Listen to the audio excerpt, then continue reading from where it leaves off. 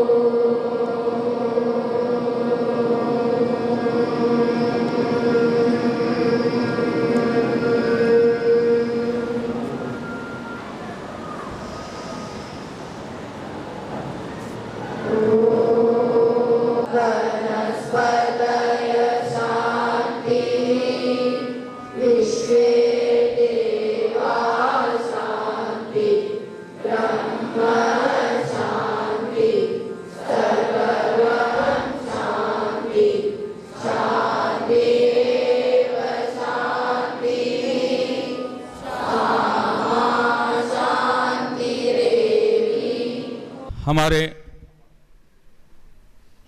जो स्वागत परंपरा हमारी सनातन संस्कृति की चली आ रही है, आज उसी परंपराओं को निभाते हुए विद्यालय द्वारा सीमा जी और आपका जो सरस्वती विद्या मंदिर है, इसने अब तक जिले के अंदर बहुत सारी प्रतिभाएं निकाली है। टोंकिन इस निवाई नगरी से हैं, तो उसी में आज ऐसे संतों का पदार्पण हुआ है।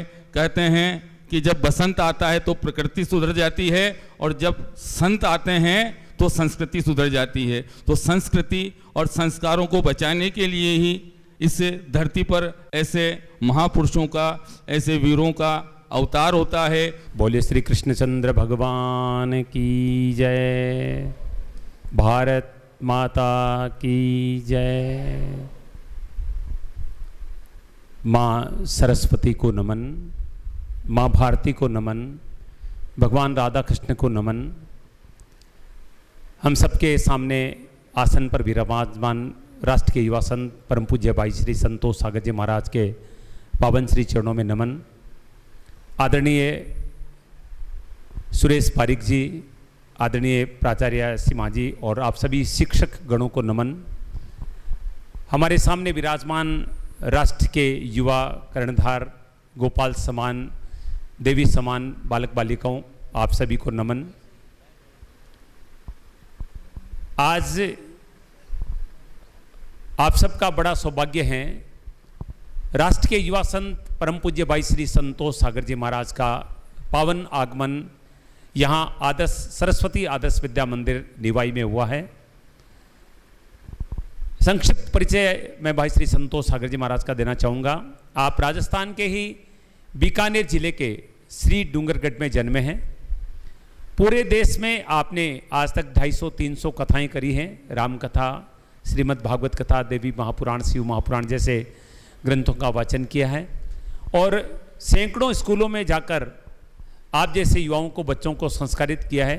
अपने प्रेरणादायी प्रवचनों से उनका मार्गदर्शन किया है और आज हमें इस बात का गर्व है कि दुनिया के सबसे बड़े युवा का देश हिंदुस्तान है, जहाँ की 60% से ज़्यादा आबादी युवाओं की है। हमारे प्रधानमंत्री जी भी अधिकतर योजना युवाओं के लिए चला रहे हैं। उनको पता है कि हमारा देश युवा देश है, युवाओं का देश है। तो आपने उन सारी कथाओं को छोड़कर, अपने घर बार की सुख सुविधाएं छोड़कर एक सनातन धर्म यात्रा का संकल्प किया, जिसमें राजस्थान के 33 जिलों की यात्रा और 33 जिलों में नित्य प्रातः हमारा प्राचीन पद्धति वैदिक यज्ञ, उसके बाद में 9 से 11 बजे तक स्कूलों में जाना और आप जैसे युवाओं को प्रेरित करना, मोटिवेशनल स्पीच यानी प्रेरणादायी प्रवचनों से आपको ये बताना कि आपका जीवन का वास्तविक उद्देश्य, वास्तविक लक्ष्य क्या है। पढ़ लिख कर नौकरी प्राप्त कर लेना, पैसा कमा लेना, ये कोई बहुत बड़ी बात नहीं है। बिना पढ़े लिखे लोग भी कमा लेते हैं। अनपढ़ लोगों ने करोड़ों रुपए कमाए, गलत रास्ते अपना कर उन्होंने पैसा कमाया है, पैसा मायने नहीं रखता। जब तक आप सब कुछ कमा कर आपके मन में शांति नहीं है, आपके मन में मनोबल नहीं है, तब तक आपने कुछ प्राप्त नहीं किया। आप उदाहरण बड़े बड़े देखते हैं, बड़े बड़े डॉक्टर्स, बड़े बड़े सेना के अधिकारी आत्महत्या कर लेते हैं कि जो लोग आईएएस की तैयारी करें, आरएस की तैयारी करें, डॉक्टर्स इंजीनियर्स बनने की तैयारी करें, वो आत्महत्याएं कर रहे हैं। क्यों कर रहे हैं? क्योंकि उनमें सब कुछ हो सकता है। माता पिता उनको बड़ी स्कूलों में डाल सकते हैं, हॉस्टल में डाल सकते हैं, उनको सुविधाएं दे सकते हैं, लेकिन अध्यात्म के बिना मनोबल नहीं बढ़ता, आत्मविश्वास नहीं बढ़ता। और जब विपरीत परिस्थितियां आती है, जब भी संकट आता है, तो व्यक्ति बिखर जाता है, टूट जाता है और अपना जीवन समाप्त कर लेता है। ये सारी पीड़ाएं देखकर आपने संकल्प किया कि मैं युवाओं के लिए कुछ करूं, और ऐसा संकल्प करके आप राजस्थान के 33 जिलों की यात्रा पर निकले हैं। 12 पड़ाव हो चुके हैं। 13वें पड़ाव में आज इस समय आप टोंक के अग्रवाल धर्मशाला में श्रीमद् भागवत कथा ज्ञान यज्ञ का प्रवचन कर रहे हैं, लोगों को कथा सुना रहे हैं, और 12 जिलों में लगभग 60,000 युवाओं से मिलकर उनको प्रेरणादायी प्रवचनों से उनका मार्गदर्शन कर चुके हैं, उनके जीवन को सुंदर बनाया है, और सभी को निःशुल्क गीता प्रदान की है, जो हमारे सनातन धर्म की सबसे बड़ी दिव्य ग्रंथ जिसको कहा जाता है, वो आपने प्रदान की है।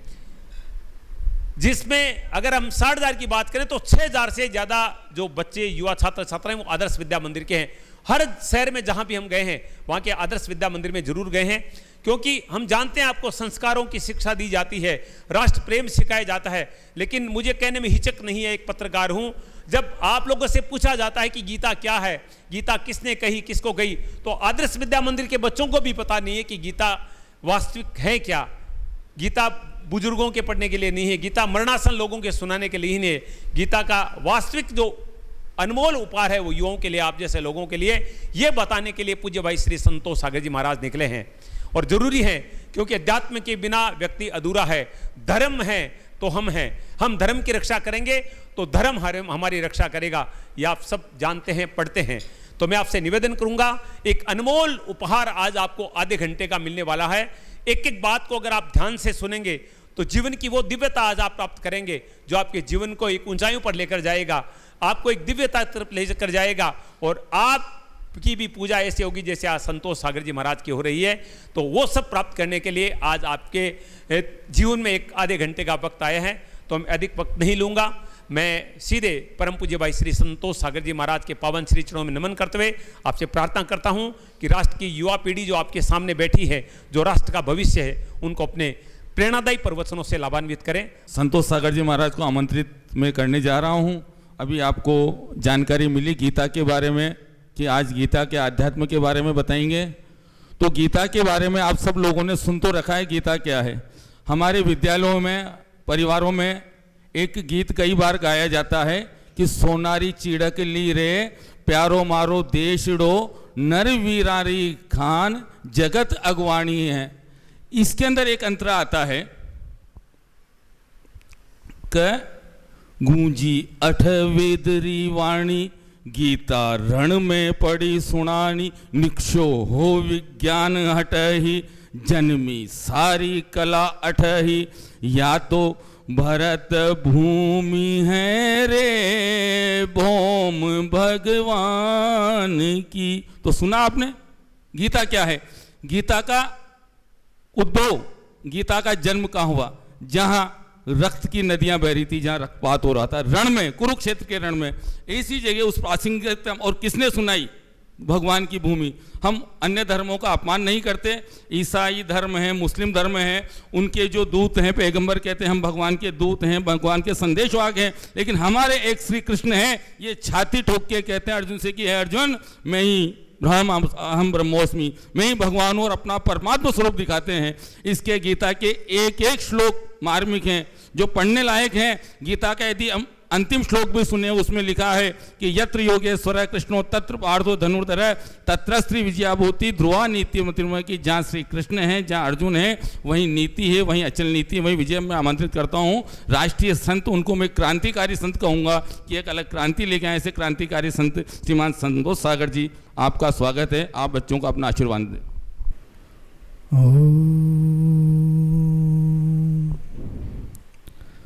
जन्मान्धस्य युतन्वयादितरतश्चार्थे सुभिज्ञस्वराट्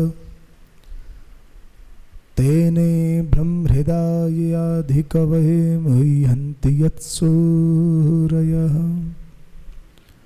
तेजो वारिमृदां यथा विनिमयो यत्र त्रिसर्गो मृषा धाम्ना स्वेन सदा निरस्तकुहकं सत्यं परं धीमहि अखण्डमण्डलाकारं व्याप्तं येन चराचरं तत्पदं दर्शितं येन तस्मै श्री गुरुवे नमः। बोली सच्चिदानंद भगवान की, भारत माता की जय हो। ऐसे थोड़ी बोला जाता है, युवाओं वाला जोश लगाओ, है? बोलो भारत माता की। हाँ, अभी भी बेटियों की आवाज नहीं आई। बोलो भारत माता की। हाँ, अब ठीक है। अब थोड़ा सा मेरे को करंट मिला है, हैं? तो थोड़ी देर हम आप सभी लोग बड़ी सुंदर सुंदर बातें करने वाले हैं। तो सर्वप्रथम नियमानुसार आपके गुरुकुल के प्रधानाचार्य जी श्री सुरेश कुमार जी पारीक और सारे विद्यालय के गुरुजन, आप सबको मेरा प्रणाम वंदन। और जितने भी बालक यहाँ पर विराजमान हैं, जितने भी अतिथिगण विराजमान हैं, हमारे आदरणीय पंडित जी पवन जी, विष्णु जी, हमारे शिव कुमार जी, आप सबको मेरा प्रणाम। तो आप सब रिलैक्स होकर के बैठे। कई बच्चे मैं देख रहा हूँ बड़ा टेंशन में बैठे हैं, तो पहले एकदम रिलैक्स हो जाइए, क्योंकि मैं तो आधे घंटे सर खाने के लिए आया था आपका। अब सर ने मुझे छूट भी दे दी, बोले जब तक आपका मन है तब तक। तो आधे एक घंटे में आपका भेजा खाऊंगा। अब तैयार है इसके लिए? हैं? तैयार है? ओके। अच्छा, 9th के स्टूडेंट कौन कौन है यहाँ पर? अच्छा, लगभग 9th के। और 10th के? 10th 10वीं के, 11 के और 12th के?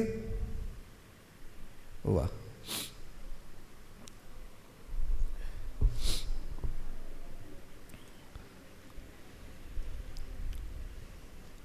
सुबह कितने बजे शुरू होता है स्कूल आपका? है 8 बजे शुरू हो जाता है। तो जल्दी उठना पड़ता होगा सुबह ना? कितने बजे उठना पड़ता है? हैं? 6 बजे। तो अपने आप कौन उठ जाता है? अच्छा, अरे बाप रे, सारे अपने आप उठ जाते हो? अच्छा, मम्मी को माथा फोड़ी किस किस से करनी पड़ती है? सच्ची सच्ची बताना। 2-4 ही हैं। मम्मी को उठाना पड़ता है, अरे बेटा उठ जा, टाइम हो गया, नहा ले, थोड़ा नाश्ता कर ले। अच्छा, लड़के देखो कितने सच्चे हैं। लड़कों की यही विशेषता है, बड़े ईमानदार होते हैं। सारे के सारे जल्दी उठ जाते हैं। जो अपने आप उठता है, एक बार फिर हाथ करना, जो अपने आप उठ जाता है। अरे वाह, देखो इतनी ईमानदारी कहीं नहीं मिलेगी आपको। ठीक है, नीचे याद करो। ये सबसे पहली हमारी एक जिम्मेदारी है। जो स्कूल आने के लिए अपने आप उठ करके तैयार हो जाता है, इसका मतलब है कि वो जो काम वो कर रहा है उस काम में उसका इंटरेस्ट है कि नहीं है? जिस काम में हमारा इंटरेस्ट होता है तो उस काम के लिए किसी को झिक झिक नहीं करनी पड़ती, न मम्मी को, न पापा को, न गुरुजनों को। वो काम के लिए हम सदैव खुद ही तत्पर रहते हैं, क्योंकि उस काम में हमारा क्या होता है? इंटरेस्ट होता है। अच्छा, जिस काम में हमारा इंटरेस्ट नहीं होता तो जबरदस्ती अगर करवाया जाए तो उसके लिए तो सबको झिक झिक करनी पड़ेगी कि नहीं करनी पड़ेगी? मम्मी को, पापा को, गुरुजनों को। तो आप सबका पढ़ाई में इंटरेस्ट है? यहाँ पढ़ने के लिए ही आते हो? अच्छा, ये बताओ कि अपने जिंदगी में बड़ा आदमी, सफल आदमी कौन बनना चाहता है? वाह, सब। अच्छा, सब बन जाओगे क्या? आप सबने कहा कि हमें बड़ा आदमी बनना है, सफल आदमी बनना है, लीडरशिप करने वाला बनना है, नेतृत्व करने वाला बनना है। एक आदमी तो वो होता है जो भीड़ में चलता है, और एक आदमी वो होता है जो भीड़ से आगे चलता है, जिसके पीछे भीड़ चलती है। तो आप भीड़ में चलने वाले बनना चाहते हो तो भीड़ से आगे चलने वाला सब। पर क्या सब बन पाओगे? सब लोग सक्सेस हो जाते हैं? सब लोग सक्सेस होते हैं क्या? अच्छा, गुरुजी जब बोर्ड पर पढ़ाते हैं तो जो आपकी टीचर्स हैं, जो गुरुजी हैं, पढ़ाते समय भेदभाव करते हैं क्या? सबको एक जैसा पढ़ाते हैं? स्कूल भी, समय भी सबको एक जैसा मिला है? तो फिर कई लोग सफल हो जाते हैं और कई फेल हो जाते हैं। इसका कारण क्या है? अरे भाई, क्या नाम बताया उसने? देखो, आलस्य सफलता का सूत्र बता रहा है। आजा बेटा, आ गया, आजा आजा, संकोच नहीं करना, आजा बेटा, आजा, आ गया। उसको एक माइक दो ना। शांति, शोर नहीं करना बिल्कुल भी। आजा बेटा, बोलना नहीं है बिल्कुल भी। इसमें ही आपका अनुशासन दिखाई पड़ेगा कि आप स्कूल में कैसे अनुशासन में रहते हो। बोलना उतना ही है जितना पूछा जाए। अब नाम प्रदीप,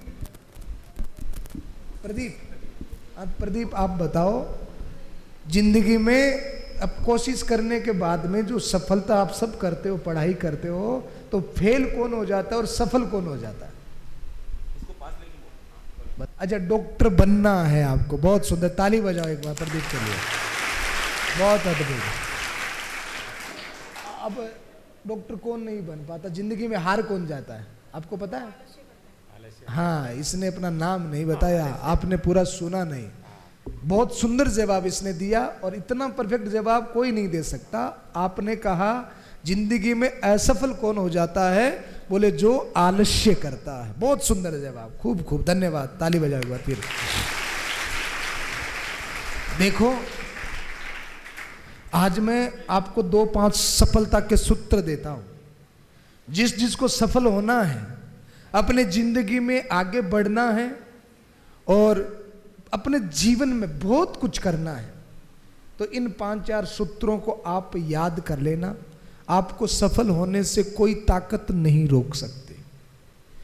एक स्कूल में, विद्यालय में एक गुब्बारा बेचने वाला आया। कौन आया? गुब्बारा बेचने वाला। तो उसके पास में बहुत सारे रंग बिरंगे गुब्बारे थे। तो एक छोटी सी बच्ची ने उस गुब्बारे वाले से पूछा कि सर, ये येलो वाला गुब्बारा उड़ता है? तो गुब्बारे वाले ने कहा हाँ उड़ता है। सर, ये पिंक वाला? बोले पिंक वाला भी उड़ता है। सर, ये ब्लैक वाला? तो गुब्बारे वाले ने कहा हाँ भाई, ब्लैक वाला भी उड़ता है। तो उस गुड़िया ने फिर पूछा सर, ये व्हाइट वाला? बोले व्हाइट वाला भी उड़ता है। सर, ये रेड वाला? तो सर ने माथा पकड़ करके कहा अरे बेटी, ये सारे के सारे गुब्बारे उड़ते हैं, और गुब्बारे के उड़ने में उसके कलर्स का कोई रोल नहीं हो। तो गुब्बारा कलर से उड़ता है क्या? है? तो गुब्बारा कैसे उड़ता है? हवा से उड़ता है। कि उस गुब्बारे के अंदर में हवा कितनी है।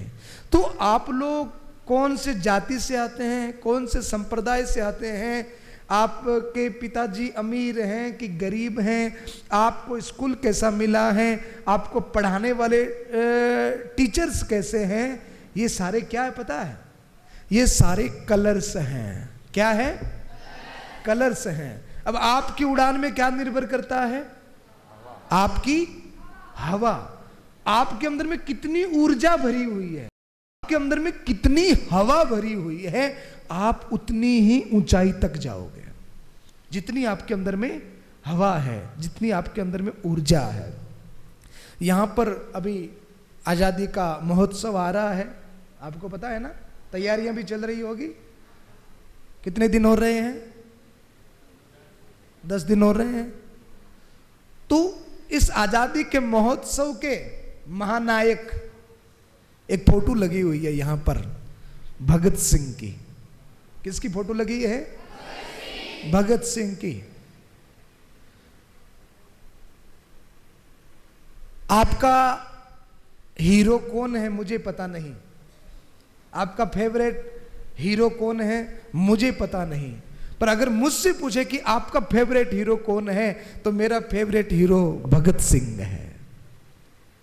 भगत सिंह से जबरदस्त कोई हीरो नहीं हुआ। आपको पता है भगत सिंह की डेथ हुई तो फांसी से वो चढ़े तो वो कितने साल के थे? किसी को पता है? बचाओ। क्या बात है, बहुत सुंदर। 23 साल के भगत सिंह थे। 23 साल की उम्र में भगत सिंह फांसी पर चढ़ गए। किसके लिए? देश के लिए, हम लोगों के लिए। यानी कि इतनी छोटी सी उम्र में, जहां पर आज का 23 साल का युवा, उसको सिर्फ इतना ही ज्ञान है कि एक साइड की कटिंग हो जाए। आपने देखा ना कई लड़कों को एक साइड से ऐसे कटिंग करवा के आते हैं, जैसे खेत में कोई बकरी चर गई हो। देखा ना आपने? और कई बच्चों को आपने देखा होगा जो 22-22, 23-23, 24-24 साल के हो गए, 3-4 जगह से फटी हुई पैंट पहनते हैं। देखा आपने? कई लड़के तो मैंने ऐसे देखा, पैंट ऐसी पहनते हैं कि चड्डी दिखाई देती है। हाँ, वो पूरे दिन ऐसे करते रहते हैं। 23 साल की उम्र में बच्चों की सोच क्या, युवाओं की सोच क्या? बढ़िया कटिंग हो जाए, बढ़िया कपड़े मिल जाएं, बढ़िया ब्रांडेड जूते मिल जाएं और कोई सस्ता महंगा हाथ में मोबाइल आ जाए। यही सोचते हो ना? इससे ज्यादा हमारी सोच नहीं है, इससे ऊपर का हम सोच नहीं पाते हैं। आपने कभी देखा घर में एक 5 साल का बच्चा, आपके घर में छोटे बच्चे हैं 5 साल के, तो 5 साल के बच्चे को अगर 5 रुपए का वो प्लास्टिक का खिलौना मिल जाए तो वो बच्चा कितना खुश हो जाता है। उसको ये लगता है कि मुझे पूरी दुनिया मिल गई हो।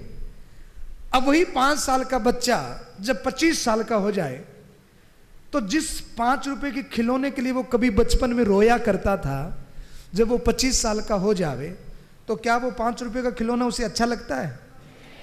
नहीं लगता। क्यों? ये फर्क कहां पड़ गया बताओ? हैं? सोच में। बहुत सुंदर जवाब। ये फर्क कहां पड़ गया? सोच में। अब वो मैच्योर हो गया, अब वो पढ़ लिख गया, अब उसकी बुद्धि इतनी तेज हो गई, अब उसको पता है कि ये 5 रुपए का खिलौना है, बेकार की चीज है, इसके लिए रोना क्या है, ये तो बेकार की चीज है। 5 वर्ष का बच्चा नहीं समझ पाता, हम कितना भी समझाएं, पर 25 वर्ष का जवान समझ जाता है। अच्छा, अब वो समझदार तो हो गया, सोच तो उसकी बदल गई, पर सोच कितनी बदली है? पहले वो बचपन में 5 रुपए के खिलौने के लिए रोता था, अब वो किसके लिए रो रहा है? हैं? मोबाइल के लिए रो रहा है।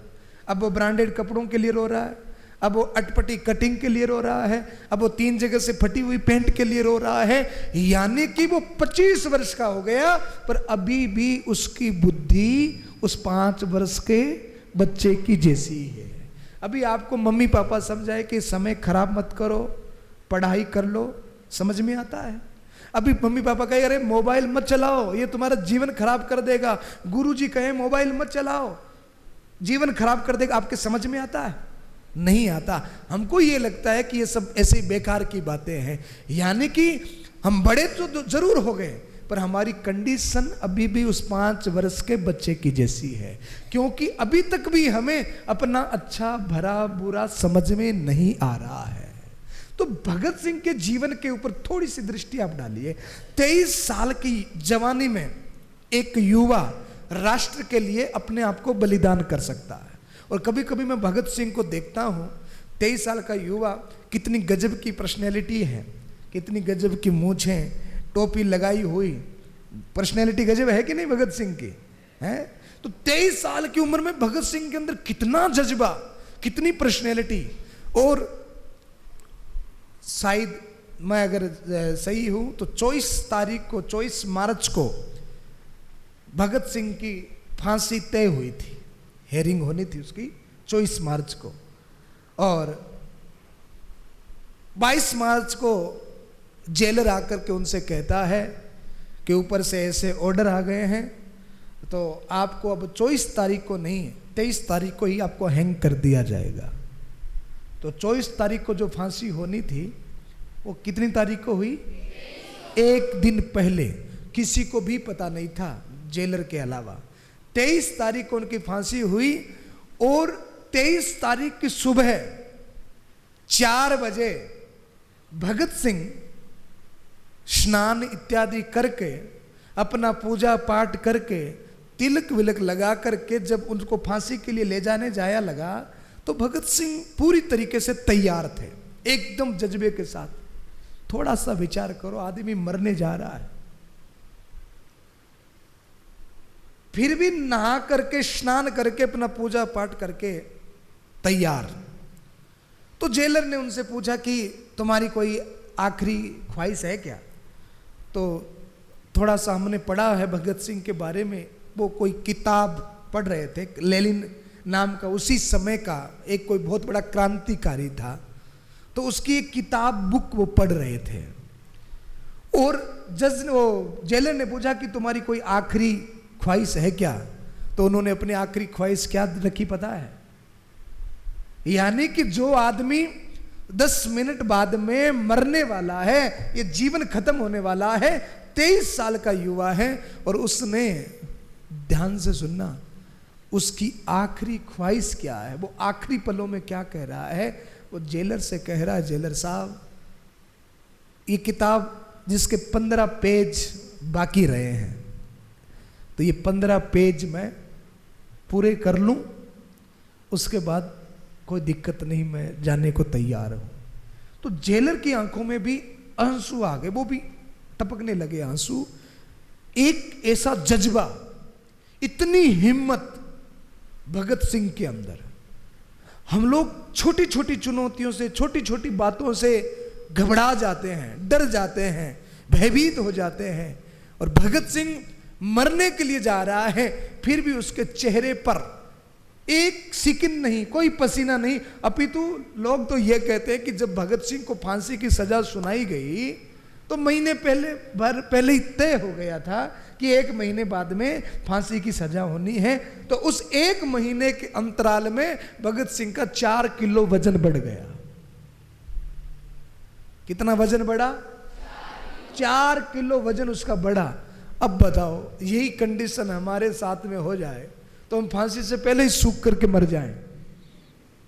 उसका 4 किलो वजन बढ़ गया। जो आदमी मरने के लिए जा रहा है, यहां पर भैया रोज बिदाम घोट घोट करके पिलाएं तो 10 ग्राम वजन नहीं बढ़ता, पर भगत सिंह के अंदर इतनी मस्ती, इतना आनंद और इतना जज्बा, मरने को 1 महीना शेष रहा, फिर भी उसका 4 किलो वजन बढ़ रहा है। मरने के लिए जा रहा है, फिर भी कह रहा है कि 15 पेज रहे हैं, पढ़ना चाहता हूं। कोई चिंता नहीं, कोई सिकन नहीं। एक ऐसा जज्बा हर एक बालक के अंदर में होना चाहिए, हर एक युवा के अंदर में होना चाहिए। युवा का मतलब होता है ऊर्जावान, जिसके अंदर में ऊर्जा नहीं। अगर एक 60 साल का बूढ़ा भी अगर उसके अंदर में ऊर्जा है, काम करने की शक्ति, सामर्थ्य है, तो वो बूढ़ा नहीं है, वो ऊर्जावान है। और एक 15 साल का बच्चा भी अगर उसके अंदर में आलस्य है, डर है, भय है, तो वो युवा नहीं है, वो कमजोर है। आप युवा हो कि बच्चे हो? हैं? युवा कौन कौन हाथ ऊपर करें? अच्छा, और बच्चे कौन कौन है? हाथ ऊपर करें। वाह, बीच में तो कोई आपने हाथ ही ऊपर नहीं किया, न युवा न बच्चे।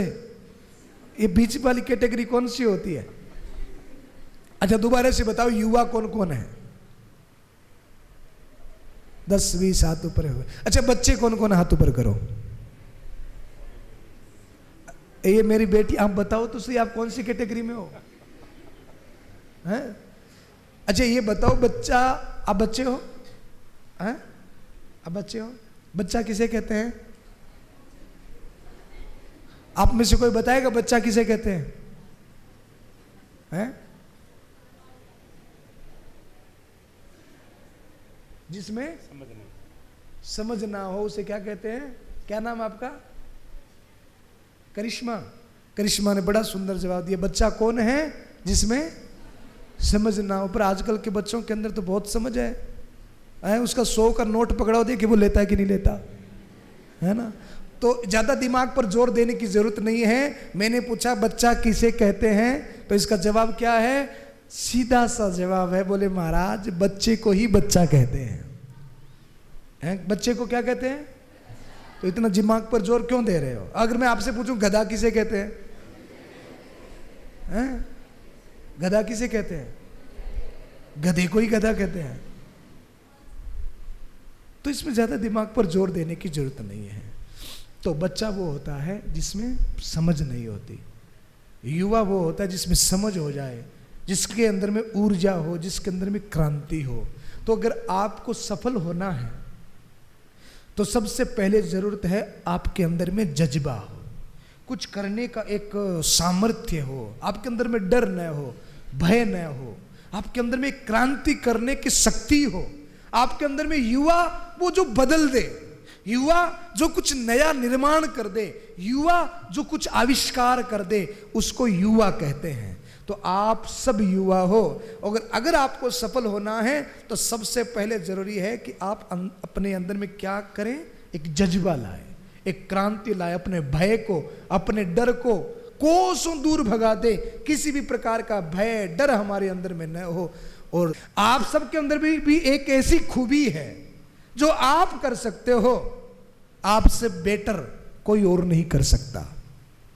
इस भारत में बहुत सारे ऐसे युवा हैं जिन्होंने खेल में नाम कमाया है, बहुत सारे ऐसे युवा हैं जिन्होंने एजुकेशन में नाम कमाया है, बहुत सारे ऐसे युवा हैं जिन्होंने उद्योग में अपना नाम कमाया है, बहुत सारे ऐसे युवा हैं जिन्होंने आर्ट में, कला में अपना नाम कमाया है। आपके अंदर में भी एक बहुत बड़ा टैलेंट है। अगर आप सफल होना चाहते हो तो पहली चीज क्या, हमारे अंदर में क्या होना चाहिए?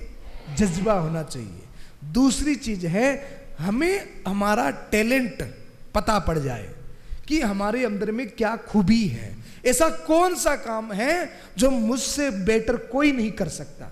और जिस दिन आपने इस बात को खोज लिया, जिस दिन आपको ये बात पता पड़ गई कि ये काम है और इस काम को मेरे से बढ़िया कोई नहीं कर सकता, उस दिन आप सफलता के पायदान पर होंगे। हमारी सबसे बड़ी प्रॉब्लम क्या होती है पता है?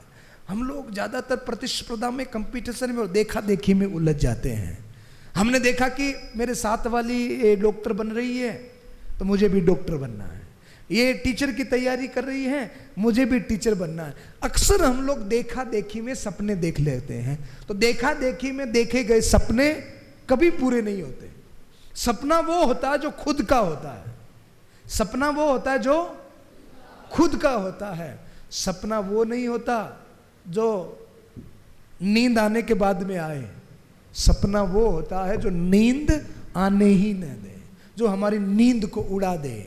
तो जो तुमको बनना है वो डिसाइडेड हो और उसमें भी कंफर्म हो कि हाँ ये काम मुझसे बेटर कोई नहीं कर सकता, उस दिन आपको सफल होने से कोई भी रोक नहीं सकता।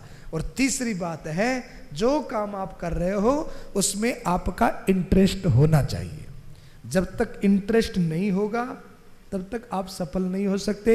आपको मम्मी पापा ने यहाँ स्कूल भेज दिया, गुरुजी 5-4 घंटे खूब माथा फोड़ी करते हैं, पर आपका इंटरेस्ट नहीं है तो आप यहाँ से कुछ भी लेकर के नहीं जाओगे। तो आप सबका पढ़ाई में इंटरेस्ट है? किस किस का हाथ ऊपर करो। अरे वाह। अच्छा अब ये बताओ कि घर जाकर के 4 घंटे की पढ़ाई कौन करता है? 4 घंटे घर जाने के बाद, ईमानदारी से हाथ ऊपर करना। सरस्वती मैया के सामने बैठे हो, घर जाने के बाद 4 घंटे पढ़ाई कौन करता है? आपके गुरुजी भी देख रहे हो, इनको पता आप कितनी पढ़ाई करते हो, तो 6-7 हाथ ऊपर। अच्छा घर जाने के बाद 3 घंटे कौन पढ़ता है? हुआ।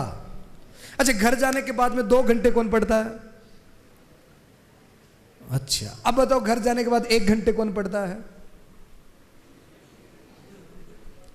अरे 4 घंटे वाले भी तो 1 घंटे तो पढ़ते ही हैं। अच्छा, घर जाने के बाद में जो पढ़ता ही नहीं है वो हाथ ऊपर गए। अभी घर जाने के बाद में जो 4 घंटे मेहनत करता है ना, आगे उसको 16 घंटे मेहनत नहीं करनी पड़ेगी।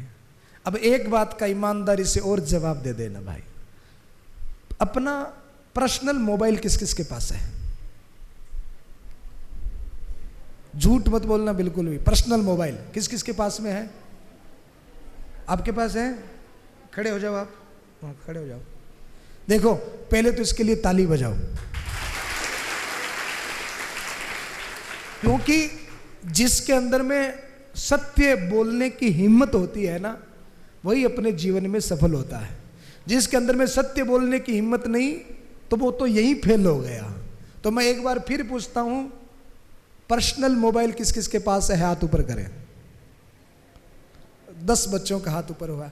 आगे आ जाओ बेटा। आपका क्या नाम है? हैं? विजय। अच्छा, तेरा नाम ही विजय है तो तू तो विजय होना ही है। अच्छा ये बताओ, आप पर्सनल मोबाइल रखते हो? कितनी उम्र हो गई आपकी बेटा? 14 साल की। तो क्यों रखते हो?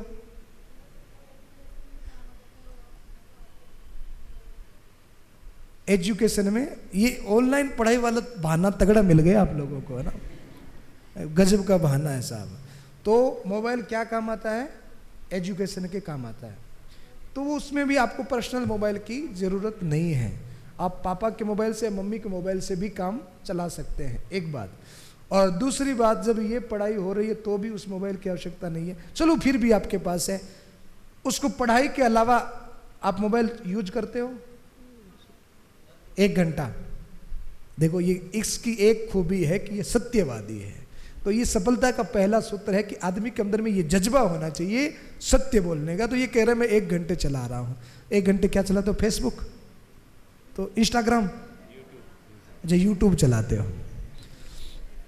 तो अब आप बैठ जाओ। आपने सत्य बोला, इसके लिए आपको बहुत बहुत धन्यवाद। 1 घंटे भाई साहब यूट्यूब चलाते हैं। तो आज के बाद विजय आपको नहीं चलाना है। अगर आपको सफल होना है, ये मोबाइल कैंसर से भी खतरनाक है। ये आपका शत्रु है। कई बार क्या होता है, बच्चे जब पढ़ने के लिए बैठते हैं, अच्छा एक बात और पूछ लो, मम्मी का मोबाइल कौन कौन चलाता है? अरे वाह, शाबाश। मम्मी का मोबाइल मम्मी कम चलाती है और हम ज़्यादा चलाते हैं। तो जब आप पढ़ने के लिए बैठते हो तो कभी ऐसा मन करता है आपका कि यहाँ पे किताब पढ़ी और यहाँ पे मम्मी का थोड़ा सा मोबाइल भी चला ले पढ़ते समय? हैं? करता है क्या कभी? करता है ना?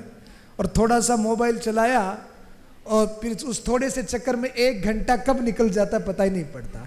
फिर मन करता है कि आज की पढ़ाई तो हो गई, अब कल पढ़ेंगे। तो आप एक बात अपनी डायरी में लिख लेना,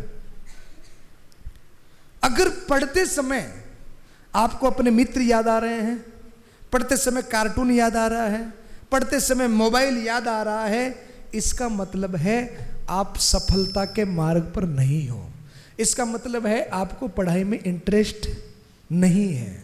अच्छा, आपने कभी आपकी मम्मी को धारावाहिक देखते हुए देखा है? नाटक देखते हुए टेलीविजन पर? आपने कभी गौर किया, मम्मी जब टेलीविजन देखती है तो वो जो हीरोइन होती है, आर्टिस्ट कलाकार, वो जब नाटक में रोती है तो उसको देखकर मम्मी भी रोती है। देखा आपने कभी? हैं? और वो जब हंसती है तो मम्मी भी हंसती है। और मम्मी का उस धारावाहिक में इतना तार जुड़ जाता है, इतना इंटरेस्ट होता है। और उस समय जब मम्मी टेलीविजन देख रही है और पापा बीच में आ जाए तो है क्या होगा? बोले मम्मी रिमोट दे मारेगी, बीच में कहां से आ गए? तो क्योंकि मम्मी का उस टेलीविजन में क्या है? इंटरेस्ट है। और उस समय को बीच में आ जाए ना तो वो बर्दाश्त नहीं होता है। तो अगर आपको पढ़ते समय मोबाइल याद आ रहा है, फ्रेंड्स याद आ रहे हैं, कार्टून्स याद आ रहे हैं, इसका मतलब है आपको पढ़ाई में इंटरेस्ट नहीं है। यहाँ पर कई बच्चे 14 साल के, कई 15 के, ऊपर में 17-18 साल के बच्चे यहाँ पर हैं।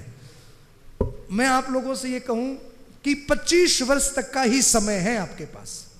तो जो 15 साल का हो गया उसके पास 10 साल हैं, जो 14 साल का उसके पास में 11 साल हैं। 25 वर्षों के बाद में आपको ये मौका नहीं मिलेगा। ये गोल्डन टाइम है। अगर इस टाइम को आपने खराब कर दिया तो आगे आपको बड़ा पछताना पड़ेगा, आपको फिर रोना पड़ेगा। इसलिए आज आपको ये मौका मिल रहा है, ये जानकारी मिल रही है, इस बात को गंभीरता से लीजिए।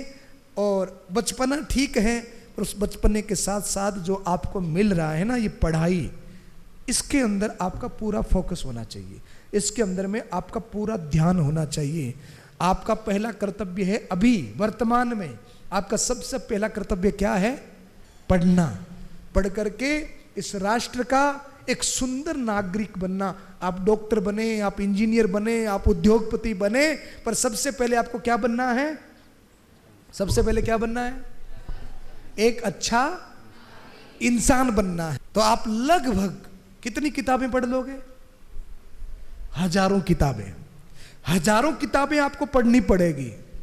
और उन हजारों किताबों से आपको क्या प्राप्त होगा? क्या प्राप्त होगा? और ज्ञान क्या होता है? बोले ज्ञान हमारा सबसे सच्चा मित्र होता है। हमारा सबसे सच्चा मित्र कौन है? आप अपने डायरी में सबसे पहले पेज पर ये लिखें कि मेरा सबसे सच्चा मित्र कौन है? मेरा खुद का ज्ञान है। और जहां से भी मिले ज्ञान को, नॉलेज को अर्जित हमको करना चाहिए, ताकि आप जब भी जिस भी मुकाम पर जाएं आपके समान कोई दूसरा न हो। तो हजारों किताबें पढ़ने से क्या होगा? ज्ञान बढ़ेगा, बुद्धि तेज होगी। ये बताओ, ये किस किस के घर में है? क्या नाम है इसका? श्रीमद् भगवत गीता। ये किस किस के घर में है? अच्छा, गीता के बारे में कौन कौन जानता है? गीता किसने कही? किसको कही? और गीता का कोई श्लोक किसी को आता है? एकाध एक भी श्लोक गीता का किसी को आता है? एक बेटी ने हाथ ऊपर कर दिया, दिल खुश हो गया मेरा। ताली बजाओ बेटी के लिए। और किसी को आता है गीता का श्लोक? आजा, तू भी आजा। अरे वाह, क्या नाम है तेरा?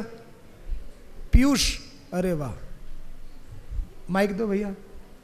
गीता का श्लोक एन माइक में बोला। अच्छा, ऐसे ही बोल दो। हाँ, तो अपने माइक में क्यों नहीं बोला? आपने बिल्कुल सही और शुद्ध बोला है। ताली बजाओ आपके लिए। क्या नाम है आपका? सच्चिदानंद रूपाय विश्वोत्पत्त्यादि हेतवे तापत्रय विनाशाय श्री कृष्ण आवे। और ये गीता दुनिया का सबसे बड़ा ज्ञान है, दुनिया का सबसे सुंदर ज्ञान है। आज दुनिया की टॉप मोस्ट यूनिवर्सिटी में अगर कोई किताब पढ़ाई जाती है, इटालियन, फ्रांसीसी, चाइनीज, हर एक भाषा में, तो क्या पढ़ाया जाता है? गीता पढ़ाया जाता है। और भारत की जितनी टॉप मोस्ट पर्सनैलिटी है, जितनी फोटो यहाँ पर लगी हुई है ना, आप इन सब का जीवन चरित्र उठा करके पढ़ लेना। इन सब के जीवन में क्या था पता है? भगवत गीता है। तो ये वो एक है, चेक के ऊपर जो एक है वो एक ये है। अगर इस किताब को किसी ने पढ़ लिया, इस किताब को किसी ने समझ लिया, और इस किताब को जिसने जान लिया, मैं आपको गारंटी देता हूं उसको सफल होने से कोई भी रोक नहीं सकता। यह किताब नानी दादी की पढ़ने की नहीं है, यह किताब मंदिर में रखने की नहीं है। आप इसको घर में, ट्रेवलिंग में, छत पर, बेड पर, नहाकर, बिना नहाए इसको पढ़ सकते हैं। बस इसको पढ़ना है। और ये अपने आप में इतना चैलेंज है। सुनाई दे रहा मेरी बात आपको? ये अपने आप में बहुत बड़ा चैलेंज है। अगर आप इसको पढ़ोगे तो आपका दिमाग हैंग हो जाएगा, आप बोर हो जाओगे। एक पत्ता खोलोगे ना, अरे भैया क्या लिखा है, रख दो इसे। हाँ, पर जिसने हिम्मत करके अपने अंदर में एक ऊर्जा भर के, उस संकल्प लेकर के अगर इसको पढ़ लिया, इसको याद कर लिया, तो मैं आपको गारंटी देता हूं आपको सफल होने से कोई नहीं रोक सकता। आपको कैसे चलना है, कैसे बोलना है, किस आदमी के साथ में कैसे व्यवहार करना है, आपको किस परिस्थिति में क्या करना चाहिए, हर एक प्रश्न का सैल्यूशन किस में पता है? भगवत गीता में है। तो आप लोग इसे पढ़ें। पढ़ेंगे इसको? अच्छा, मैं आज ये किताब अगर आपको गिफ्ट दे करके जाऊं तो कौन कौन लेगा? सब लेंगे। अच्छा, फिर लेकर क्या करेंगे? हैं? पढ़ोगे? या फिर ये है कि अभी तो जोश में देखा देखी में हाथ ऊपर कर दिया, फिर घर ले जा करके लो मम्मी मैं तुम्हारे लिए क्या लाया हूं, ये तो नहीं करोगे? कौन कौन पढ़ेगा? दोबारा हाथ ऊपर करो। अच्छा, इस किताब को मैंने 15 दिन में याद किया था। कितने दिन में? आप कितने दिन में याद कर सकते हो? है? 1 महीने में? अच्छा, 1 महीने में कौन कौन याद कर सकता है? 10 हाथ ऊपर हुए। 1.5 महीने में? चलो मैं आपको 2 महीने देता हूं। 2 महीने में कौन कौन याद कर सकता है? देखो, हाथ झूठ मूठ का ऊपर मत करना भाई। 2 महीने में लड़के तो बेचारे बड़े बहादुर हैं, हर काम में आगे रहते हैं। अच्छा, 3 महीने में कौन कौन याद कर सकता है? 3 महीने में है? चलो मैं सबको 3 महीना देता हूं। 3 महीने में याद कर लोगे? पक्का? अच्छा, एक बार लास्ट बार बता दो, एकदम ईमानदारी से बताना, कौन कौन पढ़ेगा गीता को? यही सफलता की निशानी है। अगर आपने इसको पढ़ लिया, आपने इसको जान लिया, आपने इसको याद कर लिया, तो आपको सफल होने से कोई नहीं रोक सकता। अच्छा, पढ़ना कब है पता है? मैं 3 महीने के बाद में फिर आऊंगा। आ जाऊं? और इसी के ऊपर ही सारी बातें होगी, गीता के ऊपर। अब तैयारी करेंगे इसकी? अच्छा, तैयारी कब करनी है वो भी बता देता हूं। ये नहीं कि स्कूल में आओ और गुरुजी पूछे, मैडम पूछे कि बेटा होमवर्क कर लिया? सर मैं तो गीता पढ़ रहा था। हाँ, ऐसा नहीं करना है। स्कूल की पढ़ाई करनी है, होमवर्क कंप्लीट करना है, और फिर कुछ समय बचे, ज्यादा नहीं पढ़ना, रोज 1 पेज या 2 पेज, बस इतना ही रोज पढ़ना। 1 पेज रोज पढ़ो और उसको समझो कि श्री कृष्ण हमसे क्या कह रहे हैं, और आपको इस उम्र में ही बहुत ज्यादा ज्ञान को अर्जित करना है कि आज आपको इतना ज्ञान हो जाए कि जब आप 25 वर्ष के हो तो आपके ज्ञान के मुकाबले कोई सामने खड़ा न रह पाए। इतना ज्ञान आपको अर्जित करना है। करेंगे? गीता पढ़ेंगे। और इसको कहां रखेंगे? आप अपनी स्कूल की बैग में रखेंगे। एक तो श्री कृष्ण आपके साथ में रहेंगे, और दूसरा जब भी आपको समय मिले तो आप क्या पढ़ेंगे? गीता खोल करके पढ़ेंगे। कहीं पर भी पढ़ना, नहाकर, बिना नहाकर, पर रोज इसको पढ़ना है। पक्का? प्रॉमिस? एक बार फिर प्रॉमिस करो हाथ ऊपर करके। 3 महीने बाद आ सकता हूं ना मैं? 3 महीने बाद में, अब तो सर की भी छूट मिल गई, तो 3 महीने बाद में मैं आऊंगा। आप सब तैयारी करना, मम्मी से पूछना, पापा से पूछना, कोई चीज समझ में न आए स्कूल में गुरुजनों से पूछना। पर ये दुनिया की सबसे मोटिवेशनल बुक है। अगर इसको आपने पढ़ लिया तो आपके अंदर सारी चीजें आ जाएगी, सारा ज्ञान आपके अंदर आ जाएगा, एक जज्बा, एक क्रांति आपके अंदर आ जाएगी। तो एक बार सब जोरदार जयकारा लगाए, भारत माता की, भारत माता की, सनातन धर्म की जय हिंद। नमस्कार। पूज्य भाई श्री संतोष सागर जी महाराज ने बहुत ही सुंदर लहजे में आपको एक एक बात बताई है। देखिए, आदर्श विद्या मंदिर के छात्र छात्राएं बहुत टैलेंटेड होते हैं, क्योंकि मैंने अब तक 50 स्कूलों में आप लोगों के कार्यक्रम कवरेज किए हैं। 100% रिजल्ट रहता है, और टॉपर हमेशा आदर्श विद्या मंदिर है, चाहे वो खेल का क्षेत्र हो या वो पढ़ाई का क्षेत्र हो। लेकिन अगर आपने इसको पढ़ लिया, हमारे जो अब्दुल कलाम जी राष्ट्रपति हुए, जो मिसाइल मैन, जिन्होंने मिसाइल बनाया था, पता है उन्होंने कैसे बनाई मिसाइल? उन्होंने गीता को ही पढ़ा था। तो गीता पढ़ने से आपका मनोबल, आत्मविश्वास बढ़ जाता है। कोई कठिनाई आपको परेशान नहीं कर सकती, आपको समझ, क्योंकि अगर अर्जुन भीषण युद्ध में जहां पर मारकाट मच रही है, तलवारें चल रही है, बाण चल रहे हैं, वहां पर उन्होंने धैर्य के साथ गीता को सुना और उन्होंने विजय प्राप्त की। तो अगर आपको विजय प्राप्त करनी है तो आपको ये सब पढ़ना है। मैं आदरणीय सुरेश जी पारिक से निवेदन करूंगा, आप पधारें, और भाई श्री संतोष सागर जी महाराज से निवेदन करूंगा कि आप सम्मान करें आपका, क्योंकि तो करेंगे, इनसे करवाएंगे ही। हाँ, आदरणीय विष्णु जी पधारे।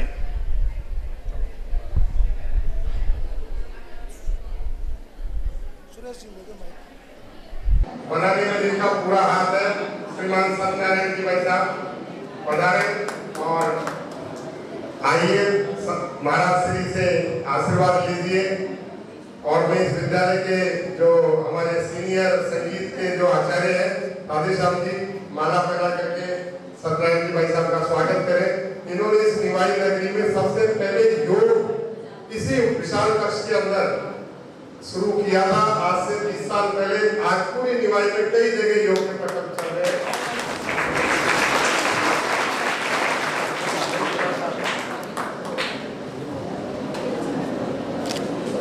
इनके साथ ही निर्मल जी जाला जो आज इस विद्यालय के ऊपर की मंजिल का जिन्होंने निर्माण कार्य कराया और उनको मार्गदर्शन श्री कन्हैयालाल जी ने दिया कि आज इन्हीं के जो मित्रों के द्वारा आज इस विद्यालय के ऊपर की जो मंजिल का निर्माण हुआ इनके मार्गदर्शन में इस विद्यालय के ऐसे लोग आज पधारे यहाँ पर सौभाग्य है। और मैं बहुत बहुत इस बात के आभारी रहेंगे कि महाराज श्री ने अपना समय निकालकर और हमारे समय के अनुकूल समय दिया। इसके लिए विद्यालय परिवार बहुत बहुत आपका आभारी रहेगा। जैसा कि अभी आप बता रहे थे कि पुनः आने का है तो ये हमारा और परम सौभाग्य रहेगा। इससे मैं महाराज श्री से निवेदन